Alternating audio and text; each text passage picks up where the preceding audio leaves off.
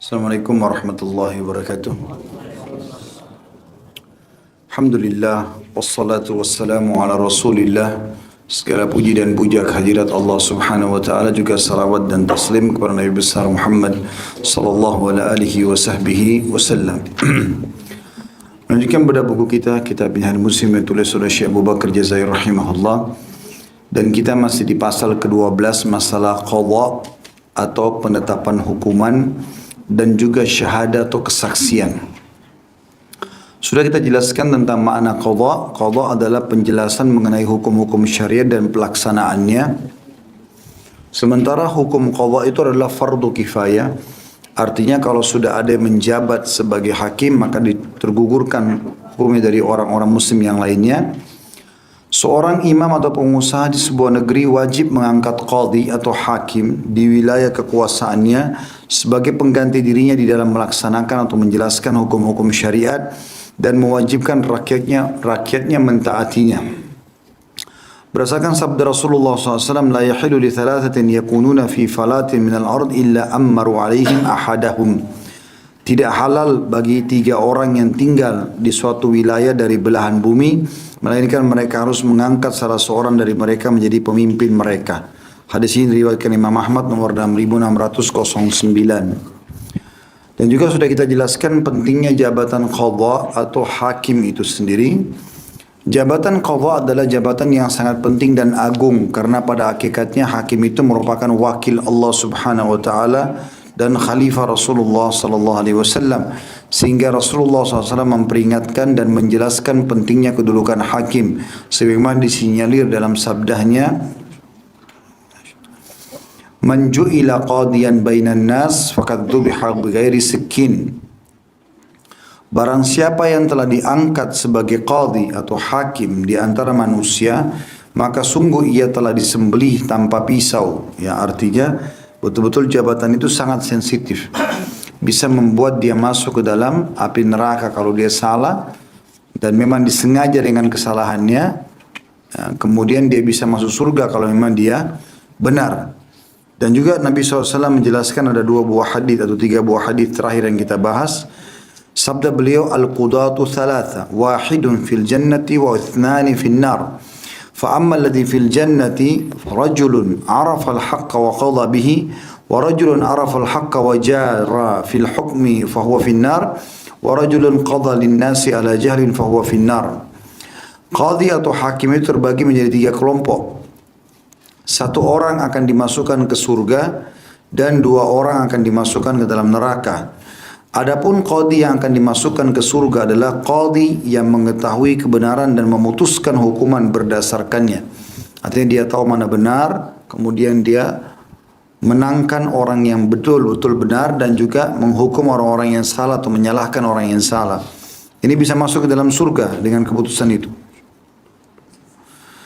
Dan kemudian seorang qadhi yang mengetahui kebenaran namun menyimpang darinya dalam memutuskan hukum, maka akan dimasukkan ke dalam neraka. Dia tahu mana benar mana salah, tapi dia menangkan justru yang salah. Dan juga qadhi memutuskan perkara di antara manusia berdasarkan kebodohannya, maka akan dimasukkan ke dalam api neraka. Hadis ini riwayat Tirmidzi nomor 1300.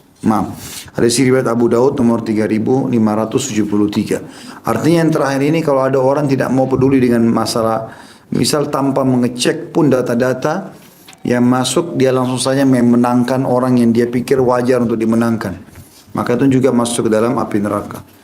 Juga sabda Nabi SAW, ya Abdurrahman ibn Samura, la tas'alil imara fa innaka in utitaha min ghairi mas'alatin u'inta 'alaiha wa in utitaha an mas'alatin wukilta ilaiha.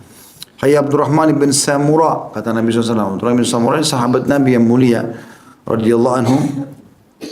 Janganlah kamu meminta jabatan kekuasaan apapun itu, hakim kah, pemimpin wilayah kah, ya, atau pemimpin negara kah. Karena jika kau diberi jabatan kekuasaan tanpa memintanya, niscaya kamu akan mendapatkan pertolongan dari Allah dalam mengembannya. Kalau misalnya kita tiba-tiba diamanahkan dan kita terpaksa harus mengambilnya karena memang tidak ada orang lain yang layak, lalu kita mengembannya karena ini amanah, maka kita akan dapat pertolongan dari Allah. Sedangkan jika kamu diberi jabatan kekuasaan itu karena kau memintanya, apalagi sampai menyogok dan seterusnya, niscaya kau akan diberikan beban tanpa ada bantuan. Hadis ini diriwayatkan Imam Bukhari nomor 6622. Imam Muslim juga sebutkan di 1652. Ini sudah kita sebutkan juga rinciannya ya. Jadi sangat berbeda antara perintah Nabi SAW dengan keadaan kita sekarang. Sekarang justru orang sengaja mengejar-ngejar jabatan itu. Bahkan menjadikannya sebagai target utama. Menghabiskan seluruh hartanya. Ya, bahkan ada yang mengorbankan keluarganya demi untuk mendapatkan jabatan tersebut. Dan ini semua hukumnya haram dalam Islam. Tidak boleh. Bahkan akan menjadi beban bagi dia. Ya. Ada orang bahkan banyak setelah pilkada, setelah acara-acara ini yang kita sudah tahu sekarang, malah stres, kehilangan uang sekian miliar, ya dia harus utang sekian banyak. Bahkan ada yang bercerai sama keluarganya, anak-anaknya terpisah dari dia, dan segala macam hal. Apalagi kalau sampai menggunakan cara-cara haram. Nah, jadi kalau seorang muslim harus faham, jabatan itu walaupun di mata masyarakat bagus, sebenarnya adalah tambahan beban buat dia. Karena berarti bertambah amanah dan tanggung jawab yang akan dipertanggungjawabkan hari kiamat. Makin jauh dari jabatan-jabatan ini, maka kita makin sedikit tanggung jawabnya hari kiamat. Ya, berbahaya sekali. Saya pernah jelaskan pertemuan yang sebelumnya, kalau seandainya kita punya masalah dengan seorang tetangga, satu orang saja, kemudian kita yang salah dan kita belum sempat minta maaf sama dia, sudah cukup dia menghabiskan pahala kita hari kiamat. Bagaimana dengan hakim yang menjabat 5 tahun, 10 tahun, kemudian sekian banyak orang yang terzalimi dalam masalah itu. Begitu juga dengan para pemimpin-pemimpin wilayah. Maka mereka harus hati-hati sekali. Kata kuncinya, kalau seandainya mau untuk selamat adalah tidak boleh kita memintanya. Ya, kalau kita tidak memintanya, lalu kita melihat memang tidak ada orang yang berhak untuk masuk di jabatan itu, maka pada saat itulah kita mengembannya sebagai amanah dari Allah, Allah akan tolong kita. Nabi SAW sudah menyebutkan tentang ciri umat ini di hadis yang terakhir yang kita bahas pertemuan sebelumnya. Saya harisuna alal imarati wa sayakununa nadamatun yaumal qiyamah. Fani'mal murdi'atu wa bi'sal fatimah. Kelak orang-orang akan tamak di akhir zaman nanti kepada jabatan kekuasaan dan kelak mereka akan menyesal pada hari kiamat. Alangkah baiknya yang menyusui, maksudnya dunia, dan alangkah buruknya yang menyapi, maksudnya apa yang didapat di akhirat nanti. Hadis riwayat Bukhari nomor 7148. Jadi artinya di dunia dia dapat namanya, dia dapat fasilitasnya, tapi di akhirat tanggung jawabnya berat. Kita akan masuk sekarang ke poin D pada bahasan kita ini. Semoga Allah berkahi di siang ini. Jabatan qadhi atau hakim tidak boleh diberikan kepada orang yang memintanya. Kata Syekh Abu Bakar rahimahullah, jabatan qadhi semestinya tidak diberikan kepada orang yang memintanya atau orang yang ambisius untuk menjabatnya. Karena jabatan qadhi adalah sebuah jabatan yang berat dan amanah yang besar. Sehingga tidak akan memintanya kecuali orang yang menyepelekan keberadaannya, mengabaikan haknya, cenderung mengkhianatinya dan menyia-nyiakannya. Sedangkan dampak negatif dari hal tersebut ialah timbulnya kerusakan pada agama, negara dan hamba-hamba Allah yang tidak mungkin akan sanggup dipikul serta sulit ditanggulangi. Rasulullah SAW bersabda, Inna wallahi la nuwalli hadal amal ahadan yas'aluhu au ahadan yahrisu alaih. Demi Allah sungguhnya kami tidak akan memuasakan tugas ini, maksudnya kepemimpinan negara atau hakim pengadilan atau pemimpin-pemimpin sub wilayah seperti gubernur, bupati, wali kota dan seterusnya, kepada orang yang memintanya atau orang yang berambisi menjabatnya. Hadisnya riwayat Bukhari nomor 7149 dan Muslim 1733. Artinya umumnya orang-orang kalau faham tentang hukum agama mereka tidak akan mau menjabat. Mereka berusaha menghindar. Ya. Karena dengan menghindar berarti dia akan aman dari hisab hari kiamat. Apa yang mau dikejar? Rumah jabatan, mobil dinas, nama yang disebut-sebut oleh orang. Di situ kita dapat apa?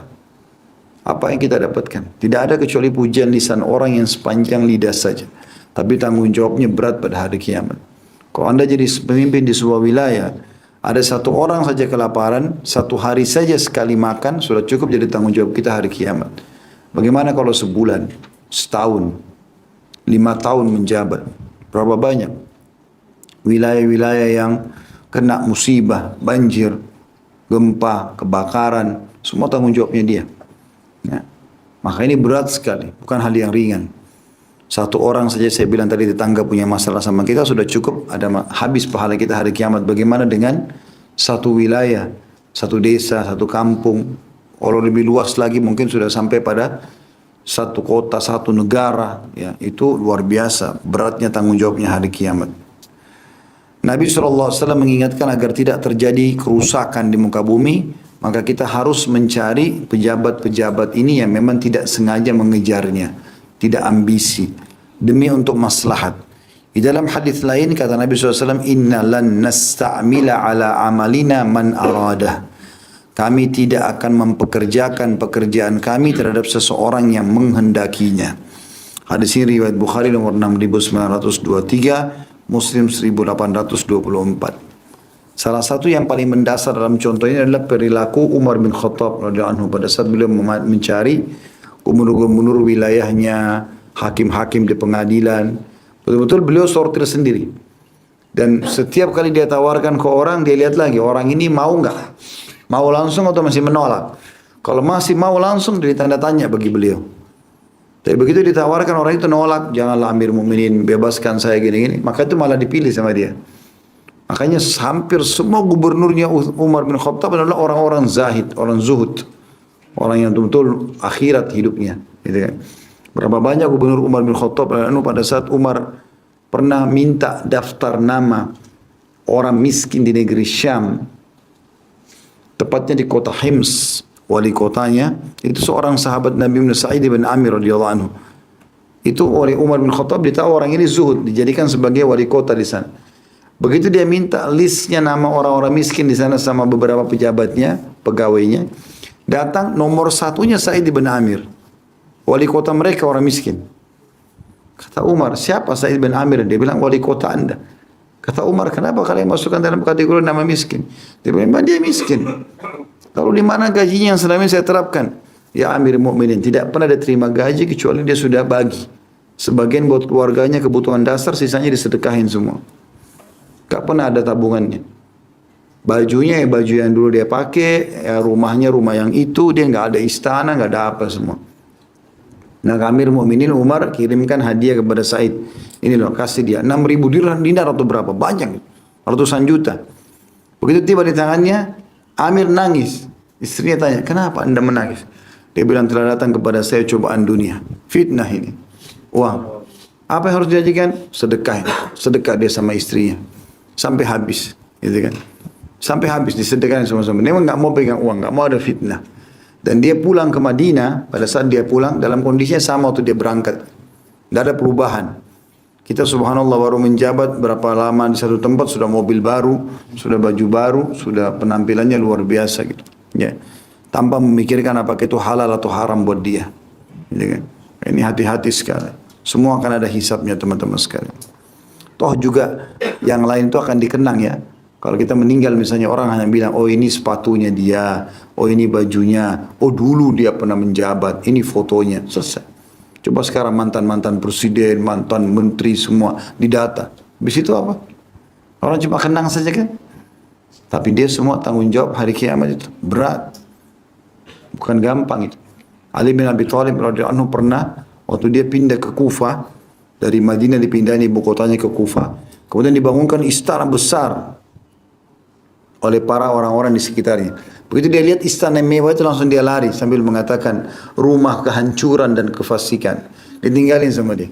Dia pergi tinggal di rumahnya sendiri. Cari rumah kecil dia tinggal. Dia malah takut gitu loh. Karena ini semua akan ditimbang, akan dipertanggungjawabkan pada hari kiamat. Begitu orang beriman. Hati-hati sekali. Jadi teman-teman harus faham poin ini supaya jangan terlalu ambisius dengan masalah jabatan. Kecuali dalam keadaan tadi sebagaimana Nabi SAW katakan, memang kita diminta dan kita ahlinya di bidang itu. Lalu kita lihat kalau kita nggak mengambilnya bisa jadi diambil oleh orang-orang fasik, orang buruk, maka di situ kita ambil. Kalau itu terjadi, Allah akan tolong kita. Tapi kalau kita sengaja, seperti sekarang malah panjang-panjang fotonya, segala macam hal, entah siapa orang ini nggak jelas, gitu kan. Janji-janjinya banyak, 5 tahun tak ada juga perubahan. Ini tanggung jawab semua hari kiamat. Tanggung jawab. Saya berapa kali ketemu dengan orang yang sudah menjabat 5 tahun. Habis itu apa? Pas cuma 5 tahun saja itu. Selesai itu, dia kembali kepada kegiatannya yang lama. Dan itu pun subhanallah, 5 tahun itu semua penuh dengan tanggung jawab. Harus dia tanggung jawab. Sebelum dia meninggal dunia harus dia minta maaf pada orang yang dia salahi. Pekerjaan yang dia tidak kerjakan. Pulpen yang pernah dia pakai, disalahgunakan. Semua tanggung jawab ini. Nah, kalau antum dikasih pulpen kantor dinas, maka harus hanya untuk kegiatan kantor, nggak boleh yang lain. Laptop hanya untuk kantor, ya kantor saja. Fasilitasnya semua. Ini enggak bawa pulang ke rumah, pakai fasilitas sendiri pribadi. Ketik ini, ketik itu, nggak boleh. Kecuali itu dapat izin. Karena itu berat semua itu. Semua tanggung jawabnya. Itu kan amanah dari Allah, dari orang. Intinya teman-teman, kalau antum mau tahu itu baik atau tidak, jadikan diri antum di situ. Misal, kalau kita pemilik perusahaan, lalu pegawai kita membawa pulang laptopnya lalu dia pakai untuk kebutuhan dia pribadi, dia kerja lagi yang lain. Kira-kira antum sebagai pemilik terima nggak itu? Kalau antum tidak terima berarti sama juga pemilik sekarang yang antum sedang bawa laptopnya, sama. Itu semua tanggung jawab. Nggak ada tidak tanggung jawabkan teman-teman sekalian. Ada orang naudzubillah berhenti kerja di satu kantor, ngambil curi macam-macam, ngambil ini, ngambil itu, bawa pulang semuanya. Seakan-akan itu haknya dia. Ngawur ini. Nah, kalau misalnya antum pulang meninggalkan satu perusahaan lalu antum bawa barang-barang di situ karena antum anggap antum pernah bekerja, boleh antum bawa, tapi antum barter sama gaji antum, kembalikan gaji antum semuanya. Karena antum digaji dulu. Kan gitu. Tidak boleh ini main-main soal begini teman-teman. Hati-hati. Banyak orang begitu. Tinggalkan kantornya banyak utang. Tidak usah bayar. Berarti saya sudah keluar. Tidak bisa. Di mata manusia antum bisa lari. Di hari kiamat depan Allah tidak mungkin. Makanya Nabi ingatkan, hati-hati, orang yang bangkrut hari kiamat adalah orang yang pernah mencaci maki orang ini, memukul orang itu, mengambil haknya orang ini dan tidak sempat minta maaf dan mengembalikan di dunia. Maka datanglah orang ini dikasih pahala dia, sholatnya, puasanya, zakatnya, hajinya, segala macam. Kalau habis pahala-pahala dia dibagi-bagiin, masih ada dosa-dosa orang, masih ada tuntutan orang-orang, diambil dosa-dosa mereka. Mereka yang zina, mereka yang riba, kita yang dihukum di neraka. Untuk apa? Untuk apa? Harus direnungi dalam hati nurani ini teman-teman. Supaya jangan salah, tamak terhadap harta dunia yang bukan hak kita. Berbahaya sekali. Poin E-nya, syarat-syarat pengangkatan qadhi. Seseorang tidak berhak diangkat sebagai qadhi kecuali memenuhi persyaratan sebagai berikut, yaitu seorang muslim. Tentunya kalau di wilayah Islam kita bicara ya. Berakal, bukan orang gila, balik, merdeka, bukan seorang budak, mengetahui atau memahami Al-Quran dan Sunnah, mengetahui apa yang dia putuskan, adil, ya. Adil artinya bukan orang fasik. Ada putusan nomor 1759 di situ. Bukan orang fasik yang disebabkan karena mengerjakan salah satu perbuatan dosa besar. Dapat mendengar jelas sehingga statement yang disampaikan bisa didengar. Dapat melihat dan berbicara. Tidak buta dan tidak tuli.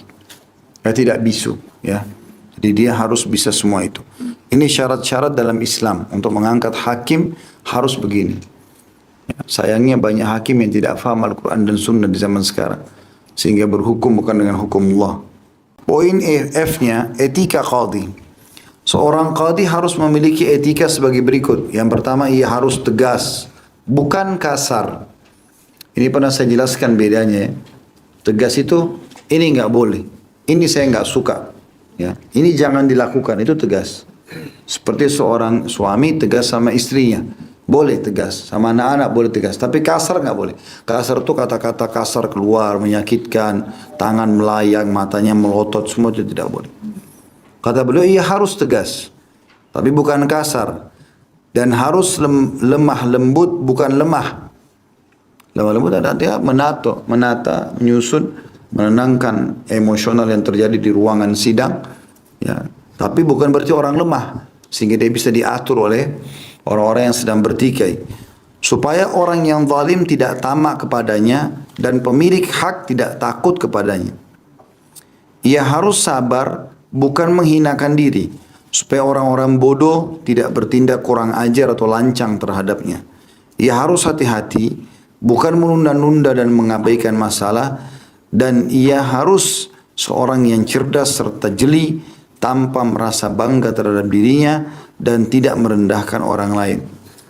Jadi ini sifat yang pertama, etika yang harus dimiliki seorang qadhi dalam Islam. Tegas, bukan kasar. Tetap lemah lembut tapi bukan lemah. Ya. Kemudian juga sabar, tapi bukan menghinakan diri. Dalam arti kata sabar, ya dia terima apa yang diucapkan oleh orang-orang, tapi dia di sini juga berusaha untuk bisa, ya, menerima lalu memecahkan masalah tanpa harus menghinakan dirinya. Kemudian juga ia harus hati-hati, bukan menunda-nunda. Hati-hati dalam kata misalnya dia minta waktu, harus minta waktu ya sudah supaya nggak salah, besok baru saya putuskan, lusa baru saya putuskan, minggu depan keputusannya. Tapi bukan sengaja mengabaikan masalah, anggap remeh, tidak usah lah. Ya. Dan juga ia harus seorang yang cerdas serta jeli, tanpa merasa bangga terhadap dirinya dan tidak merendahkan orang lain. Ada sebagian hakim juga, mentang-mentang orang yang di depannya lebih muda atau dianggap pendidikannya tidak ada, kemudian dia tidak mau dengar argumentasinya. Itu pernah saya ceritakan kalau nggak salah pertemuan kita yang terakhir tentang kisah Iyas Al-Muzani rahimahullah. Salah satu orang yang jadi hakim nanti di masa tuanya. Ya, tapi dia sangat cerdas dari kecil sampai diberikan perumpamaan. Sesungguhnya kecerdasan itu ada pada Iyas Al-Muzani rahimahullah. Salah satu tabi'in yang masyhur. Iyas Al-Muzani ini pernah waktu masih kecil punya masalah sama seseorang. Entah cekcok masalah apa. Masuklah ke dalam pengadilan. Lalu kemudian mulailah hakim membuka sidang, memberikan kesempatan orang tua itu bicara. Kemudian Iyas juga bicara. Waktu Iyas lagi bicara, rupanya Iyas mengangkat suaranya. Maka kata hakim, hai anak kecil, jangan keraskan suaramu. Sebenarnya dia cuma tinggikan intonasi suaranya. Dan sesungguhnya, apa yang kau sampaikan tidak benar. Hakim ini emosi rupanya. Maka dia mengatakan, subhanallah. Kalau kata Iyas dalam umur masih mungkin waktu itu 15 tahun, 16 tahun. Dia bilang, subhanallah. Kalau bukan saya menjelaskan permasalahan saya, lalu siapa yang akan membelaskan? Maka hakimnya tiba-tiba sadar lalu mengatakan, engkau benar, hai anak kecil, sampaikanlah. Gitu kan. Tapi seperti itulah harus keadaan hakim, ya, dia harus bisa mendengar dari semua pihak dan memberikan kesempatan. Yang kedua, kantornya harus berada di tengah-tengah negara dan ruangannya harus luas sehingga dapat menampung semua pihak yang berperkara dan para saksi, maksudnya ruang sidang. Yang ketiga, ia harus berlaku adil kepada semua pihak yang sedang berperkara dalam hal lirikan, pandangan, menyuruh duduk, dan menyuruh masuk. Jadi tidak boleh baginya mengutamakan salah satu pihak saja. Majelisnya dihadiri para fuqaha dan orang-orang yang mengetahui Al-Quran dan Sunnah. Kemudian ia harus bermusyawarah dengan mereka dalam masalah yang sulit atau krusial baginya. Jadi artinya hakim tidak boleh lepas dari para ulama dan fuqaha yang dia diskusi dengan mereka untuk memecahkan perkara-perkara. Itu kita sudah tahu teman-teman. Kalau kapan hakim ini semua tidak faham Al-Quran dan Sunnah, tidak faham agama, maka hukumnya bisa dibeli. Bisa dibeli selesai. Gitu kan. Dibayar duit dia terima. Tapi kalau orang memahami Al-Quran dan Sunnah, dia takut kepada Allah Subhanahu Wa Taala, dia patuh kepada Rasulullah SAW, maka pasti dia tidak akan mungkin memperjualbelikan itu. Tidak ada kata sogokan bagi mereka gitu. Ya. Poin G-nya, hal-hal yang harus dijauhi oleh qadhi. Seorang qadhi harus menjauhi hal-hal berikut ini. Yang pertama, memutuskan hukum dalam keadaan emosi atau kondisi fisik tidak normal karena sakit, lapar, haus, kepanasan, kedinginan, jenuh atau malas. Berdasarkan sabda Rasulullah SAW, la yaqdiyanna hakimun min athnaini wa huwa ghadman. Seorang hakim tidak boleh memutuskan perkara di antara dua orang yang berperkara dalam keadaan marah. Hadis ini riwayat Bukhari nomor 7158, Muslim 1717. Yang kedua, memutuskan perkara tanpa dihadiri para saksi. Ini sering terjadi ya. Kadang-kadang hakim karena buru-buru dia putuskan saja. Saya dengar ini malah sering terjadi di kasus-kasus perceraian. Karena salah satu dari pihak yang mengajukan perceraian baik istri atau suami karena buru-buru ingin menikah sama orang lain lah, atau ingin lepas dari pasangannya, ya, maka dia pun segera ingin membebaskan diri, dibayarlah hakim, lalu hakim mengeluarkan keputusan tanpa ada saksi atau tidak hadir, atau tanpa ada hadirnya satu dari dua pihak. Yang ketiga, memutuskan perkara sendiri atau perkara orang-orang yang ia tidak boleh menjadi saksi di dalamnya bagi mereka, seperti perkara anaknya, bapaknya, dan istrinya. Ya, jadi dalam Islam itu, kalau sedang yang bermasalah ayah, maka si anak nggak boleh jadi saksi, nggak diterima kesaksian anak. Atau anak lagi masalah, ayahnya nggak boleh jadi saksi. Atau istri jadi masalah, suami nggak boleh jadi saksi, dan sebaliknya. Karena ini pasti saling bela. Harus saksinya orang lain. Yang keempat, menerima suap dalam menetapkan hukuman. Berdasarkan sabda Rasulullah SAW, La'natullahi ala rashi wal murtashi fil hukum. Laknat Allah terhadap penyuap dan penerimanya dalam menetapkan hukuman. Hadis ini riwayat Ahmad nomor 6496, Abu Daud 3580, Tirmidzi 1337. Ya. Jadi ini hadis yang sangat tegas tentang masalah suap menyuap. Ya. Berarti dilarang dalam Islam. Suap menyuap itu teman-teman adalah kita memberikan sesuatu kepada orang yang tidak berhak karena kita dibayar. Atau sebaliknya kita menerima sesuatu yang bukan hak kita karena kita membayar. Tapi kalau ada hak kita di situ, kita berarti bukan menyogok ya. Seperti misalnya saya kasih contoh, memasukkan barang dari luar negeri ditahan oleh bea cukai, lalu kita sudah kasih semua surat-surat yang dia minta sudah sempurna, tetap aja ditahan, maunya dibayar, lalu kita bayar. Di sini bukan sogokan, karena dasarnya kita punya hak di situ.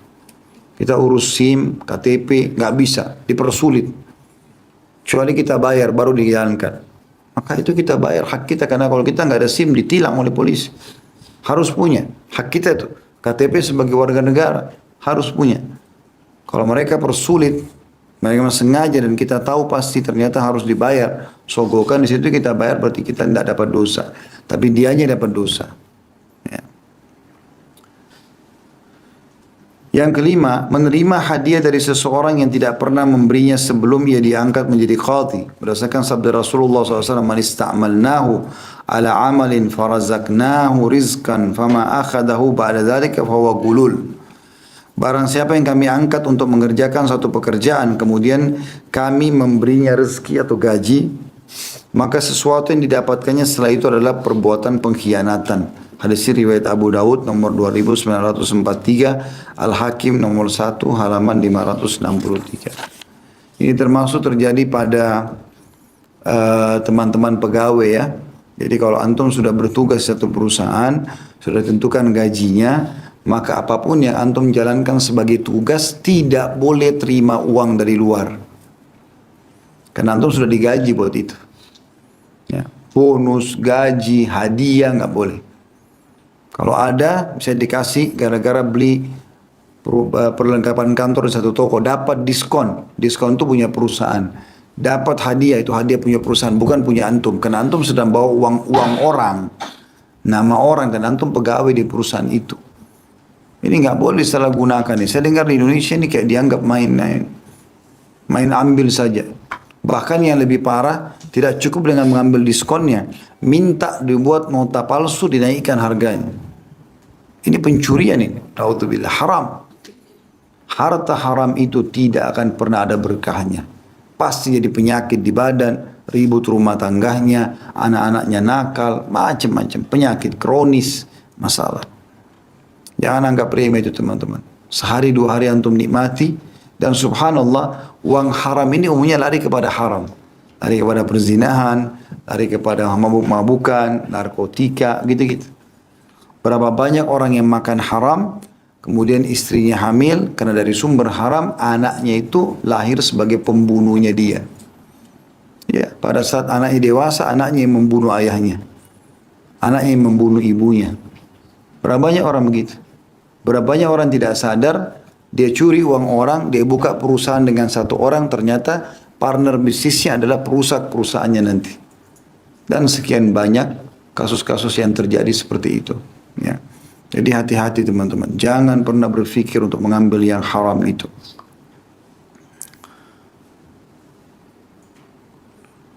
Dikatakan di dalam sanadnya terdapat perawi yang lemah, kan tetapi hadis ini dikuatkan dengan hadis yang terdapat di dalam kitab Sahih Muslim nomor 1833. Ada footnote di bawah, ya, kalau di buku saya footnote-nya nomor 1763, yaitu hadis man ista'malnahu minkum ala amalin fakatamana mikhyatan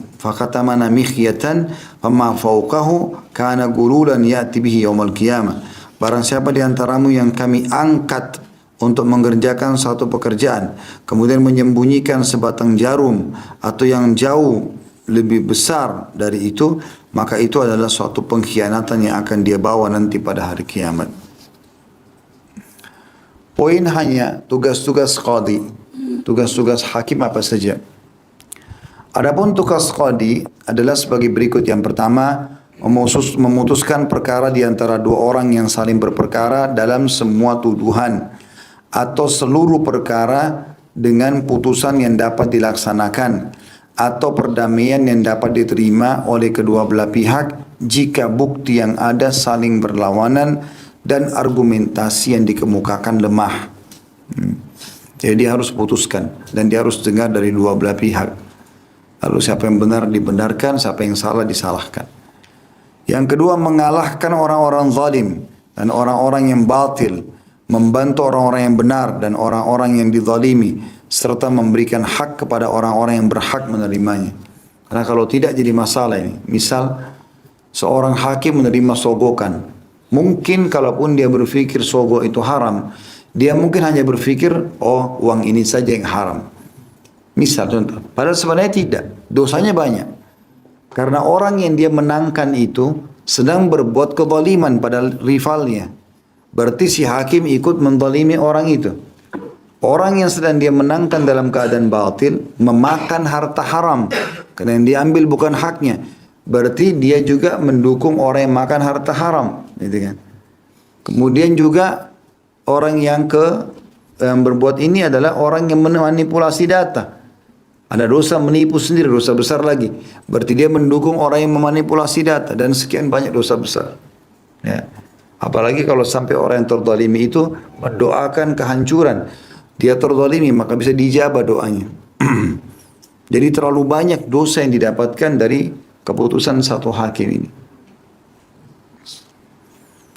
Yang ketiga, melaksanakan eksekusi dan menetapkan hukuman dalam perkara pembunuhan dan perlukaan. Jadi maksudnya harus ada hukuman fisik, ya. Yang keempat, menangani pernikahan, cerai, nafkah dan lain-lain. Ini sudah umum tentunya. Yang kelima, menangani pengelolaan harta orang yang belum dewasa seperti anak yatim, orang-orang gila, orang-orang yang pergi dan tidak jelas keberadaannya, dan orang-orang yang terkena hajar atau penyitaan aset. Jadi ini ada orang-orang tertentu yang hakim mengambil alih uangnya, hartanya untuk dikelola dulu atau disimpan. Dan itu adalah yang pertama, anak-anak yatim. Pada saat tidak ada walinya, nggak ada orang pengganti ayahnya. Hartanya masih banyak, dia masih bayi. Kalau masih anak-anak belum tahu. Maka hakim menahan dengan surat keputusan kalau harta anak ini ada di negara dengan nilai sekian. Atau orang gila, tadinya dia sehat lalu tiba-tiba dia stres, dia gila. Nah, hartanya banyak, maka hartanya dipegang oleh hakim. Ya, ditunggu sampai dia meninggal dunia, lalu kemudian dibagikan kepada ahli warisnya sesuai dengan hukum Islam. Orang-orang yang pergi dan tidak jelas keberadaannya, misalnya orang safar. Kalau zaman dulu ini sering terjadi ya. Kalau zaman sekarang lebih mudah. Kalau orang safar ke luar negeri segala macam, sekarang dengan handphone kita bisa kontak. Dimanapun dia berada mudah gitu. Bahkan sekarang orang hidup dengan wifi ini atau internet ini lebih dia butuhkan daripada makan. Ya. Tiba satu negara pasti wifi-nya mana, passwordnya apa, baru dia makan gitu kan. Berarti mudah untuk dikontak. Dia pasti hidup dimanapun dia bisa kita hubungi. Tapi zaman dulu enggak, orang kalau safar, ya di Indonesia bahkan dulu zaman dulu mungkin awal-awal masih belum ada pesawat, mungkin masih kapal laut, orang pergi haji, perjalanan 2 bulan orang sudah pamit sama keluarganya. Dia pikir dia akan tidak ada berita. 2 bulan pergi, 2 bulan pulang, berarti 4 bulan. Belum di sana 1 bulan. 5 bulan, bisa pulang hidup, bisa enggak. Orang udah wasiat kepada keluarganya, minta maaf segala macam, gitu kan. Nah itu dimaksud dengan orang pergi tidak jelas keberadaannya. Atau mungkin bisa juga terjadi di zaman kita sekarang, misalnya orang pergi tinggalkan istri anaknya, terus dia safar ke satu negara, entah negara itu dia buat apa, dia sengaja hilangkan jejaknya misalnya, memang dia nggak mau tahu gitu loh. Mungkin di sana dia nikah, mungkin di sana dia bekerja, tapi dia nggak mau tahu lagi istri anaknya, terserah. Ternyata ada harta aset yang dia tinggalkan. Nah, era seperti ini hartanya disimpan oleh hakim dulu, sampai dipastikan keberadaannya tidak ada lagi, baru kemudian dibagikan kepada ahli waris. Dan orang-orang yang terkena hajar atau penyitaan aset, nah ini sudah tahu ya. Ini misalnya ada orang kaya raya, dia bisnis, dan ternyata bangkrut. Lalu kemudian ada aset-aset dia yang bisa dikelola atau misalnya dipakai bayar utangnya. Di sini hakim harus menyita segera, sebelum dia habiskan lagi untuk memperbesar utangnya. Misalnya dia pakai foya-foya, sekaligus dia sekalian utang gitu loh. Nah, aset-aset ini harus segera disita oleh hakim tadi. Disilakan dengan hajar. Selanjutnya, yang keenam adalah menangani hal-hal yang terkait dengan kemaslahatan umum negara, seperti jalan-jalan, berbagai fasilitas umum dan kemaslahatan umum lainnya. Jadi maksudnya dalam Islam itu hakim lebih luas lagi. Hakim itu harus keliling, melihat jalan-jalan, ya, melihat tempat-tempat umum, fasilitas umum. Kalau ada yang tidak baik, rusak, dia harus laporkan kepada raja atau khalifah. Ini harus gini. Hakim itu di pengadilan harus begitu. Karena menghakimi antara hakim yang besar, pemerintah atau presiden atau raja dengan masyarakatnya. Jadi hakim harus bisa masuk di tengah-tengah itu. Kemudian yang ketujuh, melaksanakan amar ma'ruf dan mewajibkan masyarakat supaya menunaikannya, mencegah kemungkaran serta merubahnya dan menghilangkan dampak negatifnya dari tempat terjadinya kemungkaran tersebut. Ini sudah umum, artinya mengingatkan pada yang ma'ruf. Kalau ada orang berbuat zalim, dinasihati sama dia. Nggak boleh kamu begini, kamu haram, kamu begini. Ya. Itu satu hal yang baik. Misalnya orang mau cerai, ingatkan. Nggak boleh cerai itu semestinya, nggak boleh kembalilah ke suamimu. Pertahankan rumah tanggamu dengan istrimu. Misalnya kalau dia lihat memang ternyata si penggugat ini salah. Kalau tetap juga tidak mau, ya sudah urusan dia sama Allah. Bisa dia sampaikan dalam penutupannya, saya sudah nasihati ya, keputusan di tangan kamu. Kamu tetap mau cerai, kamu tanggung jawab depan Allah hari kiamat. Saksikan itu. Para saksi saksikan, ya sudah, silakan. Karena ada juga orang ngotot begitu ya. Bahkan yang saya kadang-kadang unik itu ada orang tetap pasangannya masih baik. Cuma mungkin berselisih tentang masalah mekanisme lapangan lah, terlambat janjinya, apalah, mungkin rumah masih kotor, hal-hal yang kecil, suami mungkin telat ya datang dalam safar atau belum memberitakan, langsung ajukan cerai. Pulang dari pengadilan bangka bawa surat cerai, itu surat ke neraka ini. Gak boleh sembarangan. Zalim dengan orang. Suami kalau ceraikan istri tanpa udzur syar'i, zalim. Istri kalau minta cerai sama suaminya dilaknat oleh Allah. Ya. Kena murka, diharamkan bau surga baginya. Kalau dia cerai, minta cerai tanpa udzur. Tapi banyak orang bangga dengan itu, subhanallah. Ya, seakan-akan itu adalah satu hal yang dibolehkan. Yang kita sayangkan ini hati-hati para muslimah, bertakwa kepada Allah subhanahu wa ta'ala. Pengadilan itu 90% isinya ibu-ibu, perempuan. Ajukan cerai dan bangga kalau cerai sama suaminya. Ini nggak boleh. Kalau betul-betul suaminya zalim, dari nasihatin nggak mau, sudah tempuh jalan islah juga nggak mau, baru kita ajukan jalan terakhir. Insya Allah Allah akan tolong kalau emang kita yang benar gitu. Yang terakhir, menjadi imam dalam sholat Jumat dan sholat hari raya. Jadi bisa mewakili khalifah atau raja yang ada. Ya, kalau di wilayah itu dia diangkat sebagai hakim. Ya. Poin I-nya, berdasarkan apa seorang qadhi harus memutuskan. Ada 4 perangkat hukum yang dapat dipergunakan oleh seorang qadhi dalam menetapkan hak atas orang yang berhak menerimanya. Yaitu yang pertama, pengakuan. Yaitu pengakuan terdakwa atas satu hak. Berdasarkan sabda Nabi SAW, فَإِنْ اعْتَرَفَتْ فَرْجُمْهَا. Jika wanita itu mengakui perbuatan zinanya, maka rajamlah dia. Hadis ini riwayat Bukhari nomor 6828, Muslim 1698. Artinya kalau sudah ada yang mengakui perbuatannya, nggak butuh saksi lagi. Ada orang naudzubillah datang mengaku mengatakan, iya memang saya mencuri, iya memang saya berzina, iya memang saya begini. Berarti selesai. Menandakan pengakuan dia itu adalah sudah cukup bagi hakim untuk mengambil keputusan. Yang kedua pembuktian, yaitu kesaksian para saksi. Berdasarkan sabda Rasulullah SAW, al-bayyinatu 'alal mudda'i wal yaminu 'ala man ankar. Pembuktian diwajibkan atas penuduh, sedangkan sumpah diwajibkan atas orang yang menolak atau tuduhan.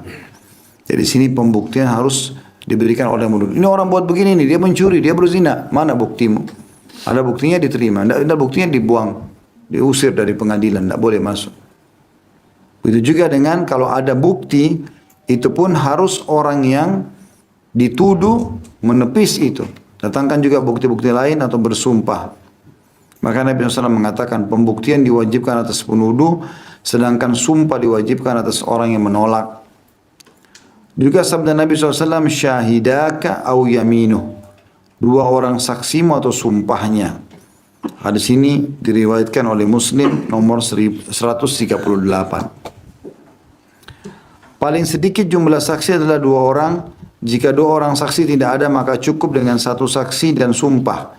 Berdasarkan keterangan yang dituturkan oleh Abdullah bin Abbas radhiyallahu anhuma, inna Rasulullah SAW qadha bi yaminin wa syahid. Sesungguhnya Rasulullah SAW pernah memutuskan perkara berdasarkan sumpah dan kesaksian satu orang. Hadis ini riwayat Muslim nomor 1712. Yang ketiga sumpah berdasarkan sabda Rasulullah SAW, al-bayyinatu 'ala mudda'i wal yaminu 'ala man ankar. Pembuktian diwajibkan atas penuduh, sedangkan sumpah diwajibkan atas orang yang menolak. Hadis ini diriwayatkan oleh Baihaqi jilid 8 halaman 123. Jika penuduh tidak dapat membuktikan, maka tertuduh diminta supaya bersumpah satu kali dan ia dibebaskan dari tuduhannya. Ya. Jadi misalnya si A menuduh si B, ini dia melakukan begini-begini, mencuri di toko saya atau apa saja. Dia tidak, mana buktimu? Enggak ada bukti saya. Kalau dia punya bukti kuat, selesai. Ada buktinya kuat dan sudah dipastikan benar, langsung dipenjarakan atau dihukum si tertuduh. Tapi kalau dia tidak datang dengan bukti, saya enggak ada bukti. Saya cuma tahu dia melakukannya. Saya pernah lihat sendiri, enggak ada saksinya. Maka disuruhlah orang yang sedang tertuduh bersumpah. Ini kau sudah dituduh sekarang, kau sumpah enggak bahwasanya kau tidak lakukan? Iya demi Allah saya tidak lakukan misalnya.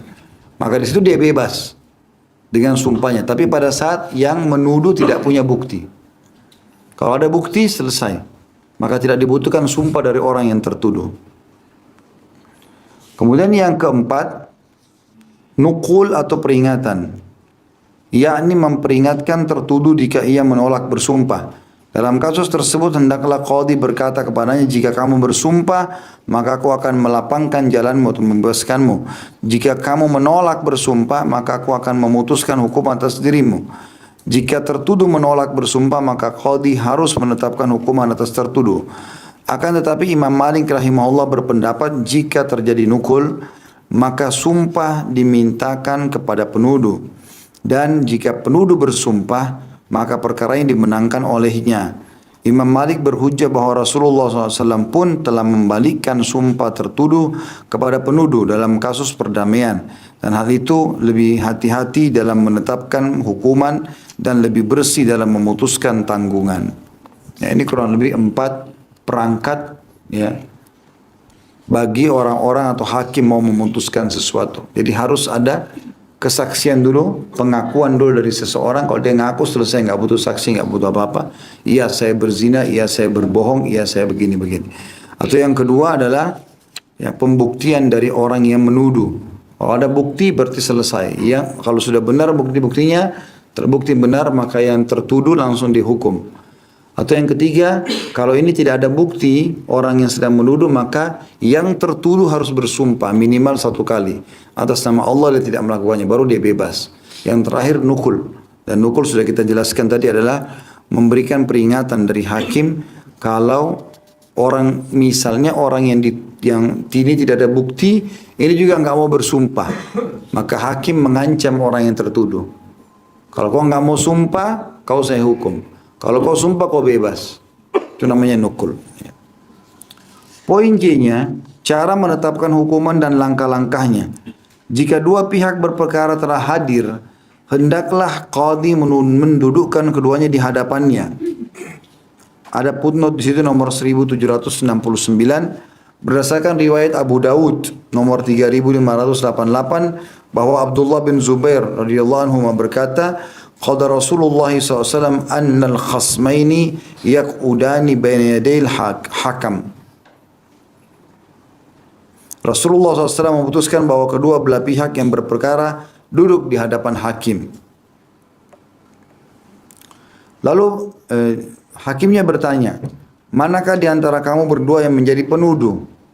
Akan tetapi jika qadhi diam sehingga salah satu dari dua pihak yang berperkara menjelaskan tuduhannya, maka itu tidak menjadi masalah.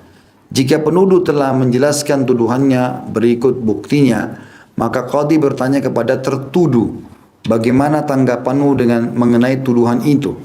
Jika tertuduh mengakuinya, maka qadhi memenangkan penuduh. Sedangkan jika tertuduh menolaknya, maka qadhi bertanya, apakah pembuktianmu? Jika tertuduh dapat membuktikan bahwa, maka qadhi harus memutuskan perkara tersebut berdasarkan bukti yang ada. Saya sudah bilang tadi, kalau ada yang mengaku sendiri, nggak ada lagi bukti, langsung dihukum. Dia berzina segala macam. Atau orang yang menuduh harus datangkan bukti. Datang bukti nggak ada lagi yang lain. Bukti sudah jelas, langsung dihukum yang tertuduh. Kalau tidak ada bukti, maka yang tertuduh harus bersumpah. Dia bersumpah satu kali atas nama Allah, bebas dari tuduhan. Yang keempat adalah nukul, diberikan peringatan. Kalau si tertuduh tidak mau bersumpah, diancam sama hakim. Kalau kau bersumpah, saya bebaskan. Kalau tidak, saya akan hukum kamu sekarang. Kena penjara sekian lama misalnya. Jadi sini hakim harus betul-betul menjelaskan dan mengambil putusan yang jelas supaya dia bebas hisab hari kiamat. Kata beliau, kemudian jika tertuduh meminta waktu untuk mendatangkan barang bukti, maka qadhi harus memberikan waktu hingga tertuduh mendatangkan barang bukti. Jika tertuduh tidak dapat mendatangkan barang bukti, maka qadhi bertanya kepada tertuduh, apakah kamu bersedia bersumpah? Jika tertuduh bersedia bersumpah, maka qadhi harus membebaskannya dari tuduhan. Sedangkan jika tertuduh menolak bersumpah, maka qadhi bertanya kepada tertuduh, jika kamu menolak bersumpah, maka qadhi akan memberikan vonis.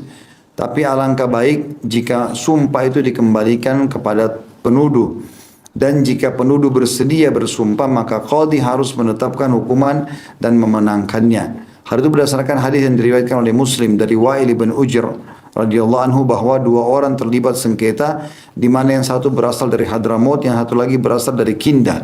Mereka terlibat sengketa, kemudian keduanya mengadukan perkaranya kepada Rasulullah SAW.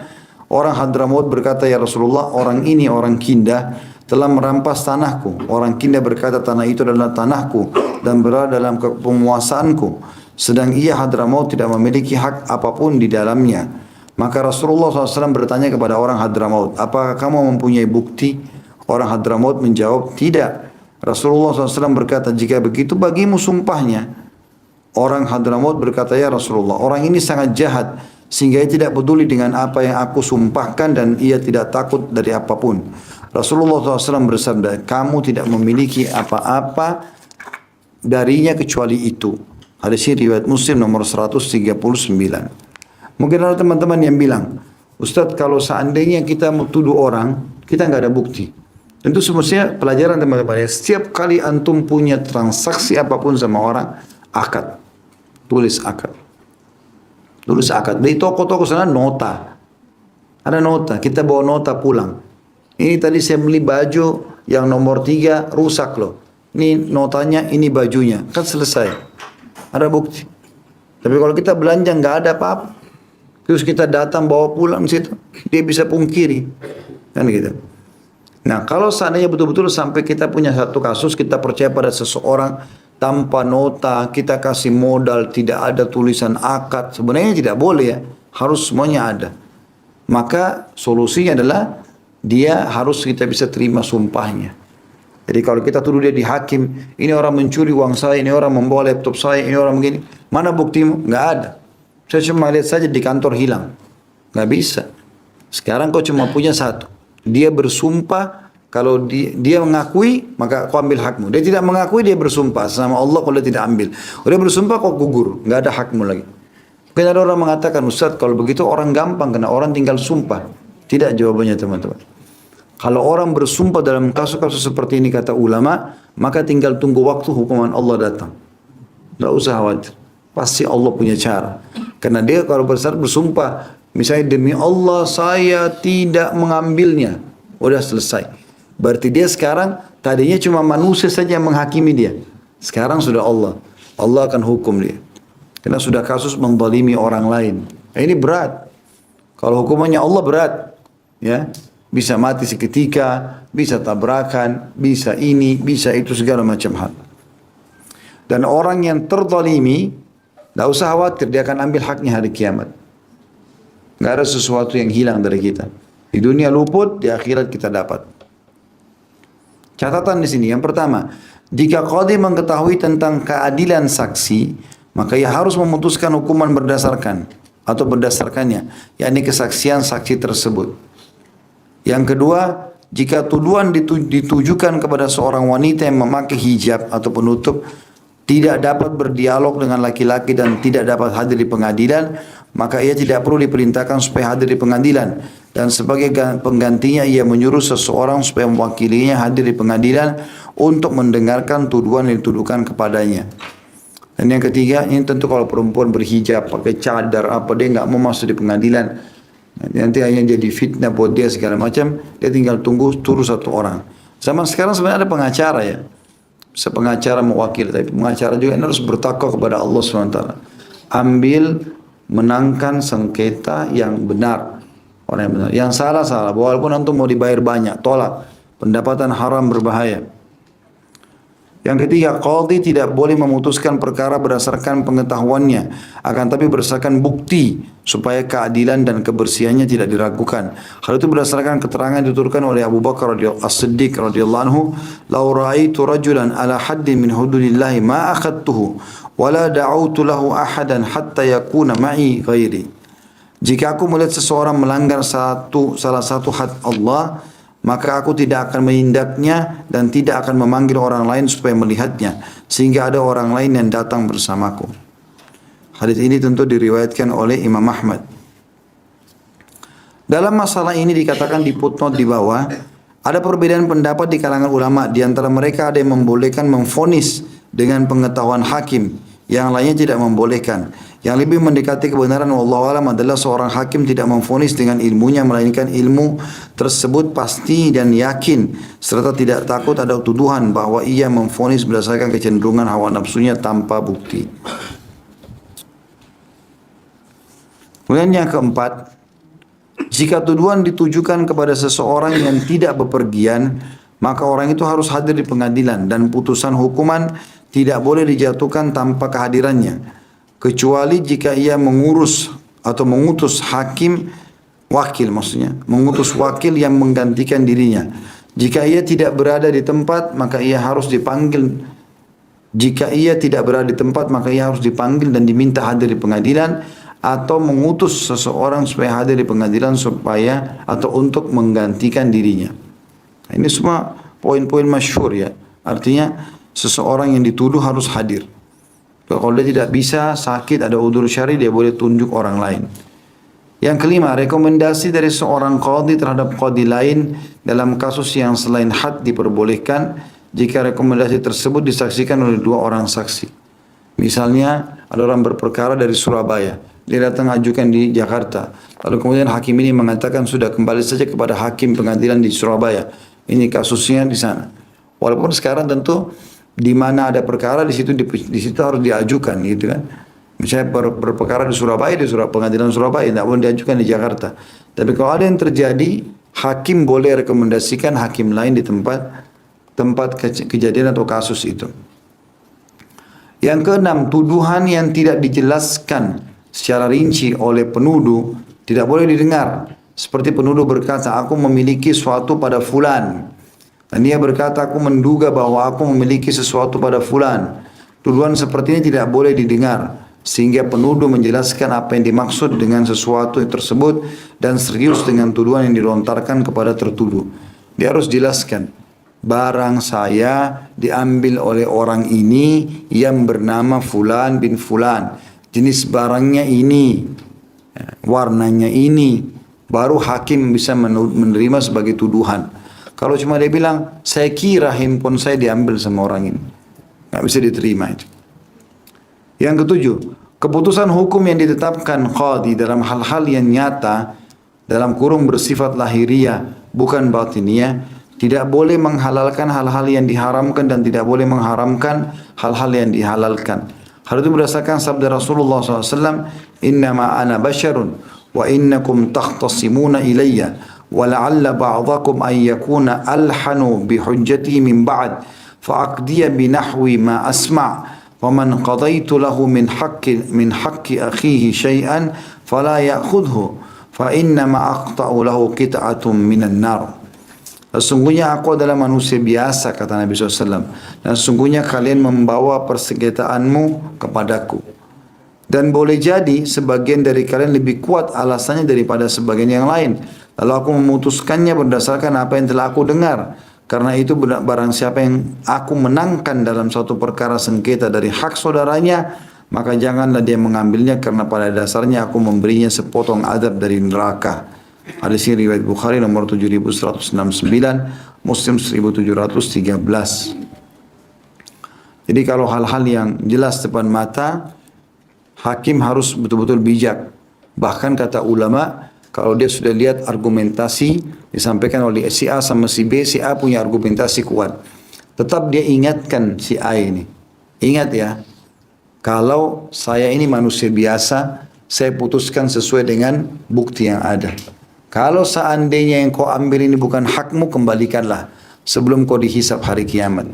Karena saya hanya memutuskan ya sesuatu sesuai dengan apa yang saya lihat. Kalau salah dan kau tetap berjalan dengan itu, berarti saya sedang memutuskan atau memberikan kepadamu sepenggal adab di hari kiamat. Yang kedelapan, jika dua barang bukti saling bertentangan dan tidak ada sumber pembuktian yang lainnya, maka bagi salah satu dari dua pihak yang berperkara,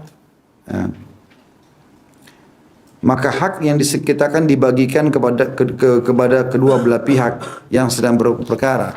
Karena Rasulullah SAW telah melaksanakan hal itu.